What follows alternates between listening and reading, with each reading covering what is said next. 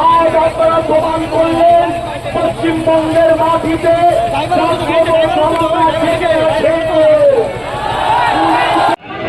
এই কথা বলতে গেলে আমার সে বিখ্যাত গান বলতে হয়, দেওয়ালে পিঠ থেকে যে এবারে লড়বে কিংবা মরবে সেটা তো আমরা বলে দেব না, তোমরাই ঠিক করবে।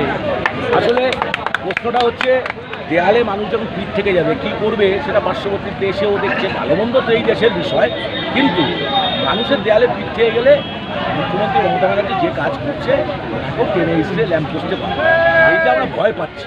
আসলে উনি তো আমাদেরই যেটা মুখ্যমন্ত্রী, ওনাকে রাজধর্ম পালন করবার জন্য আমরা রাস্তায় এসেছি। কেন রাস্তায় এসেছি? আসলে জনমানুষ যদি বিদ্রোহ না করে তাহলে আজ অব্দি বিশ্বের কোথাও কোনো আন্দোলন সফল হয়, দাবি সফল হয়। কাজে আইএসএফ গণতান্ত্রিক প্রক্রিয়ায় সংবিধানের প্রতি আস্থা রেখেই লড়াইটা করছে। এবার এই লড়াই কোথায় কতদূর যাবে সেটা মানুষ ঠিক করবে, ঠিকানা মানুষ ঠিক করবে। আপনাদের আন্দোলন কি জারি থাকবে?